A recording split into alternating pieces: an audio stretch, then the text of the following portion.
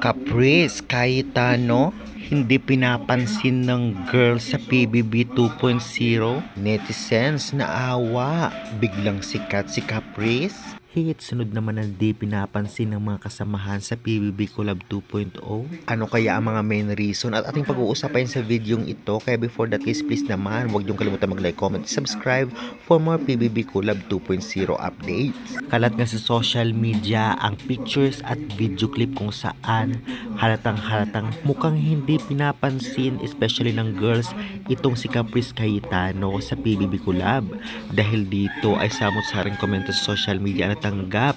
Hindi lamang siya naka-experience nito dahil si Hit ay talagang parang ganun din ang kanilang pakikisama dito. Ano kaya ang mga dahilan? At may times pa na parang pinag-uusapan si Caprice ng mga girls. Alam naman nating lahat na sa confession room ay nagsabi itong si Hit na mahiyain siya at halata din kahit dito kay Caprice na mahiyain din. Parang introvert lang kagaya nga noon kay Will, ngunit pagdating ng mga ilang weeks at months ay talagang lumabas na ang kanyang galing at pakikisama, kaya tiyak tayo na talaga namang may mga kakayahan to sina Hit at ito ngang si Caprice bilang Big Four material kagaya ni Will. Marami nagsasabing insecure lang daw ang housemates kay Caprice. May nagsasabi rin na talaga namang baka task lang ng housemates kaya hindi iniintindi si Caprice.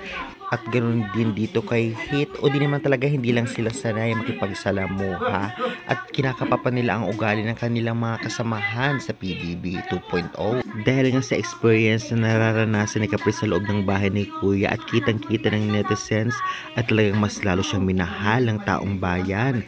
At isa na siya sa ngayon sa pinag-uusapan. Napakasimple, napakaganda daw.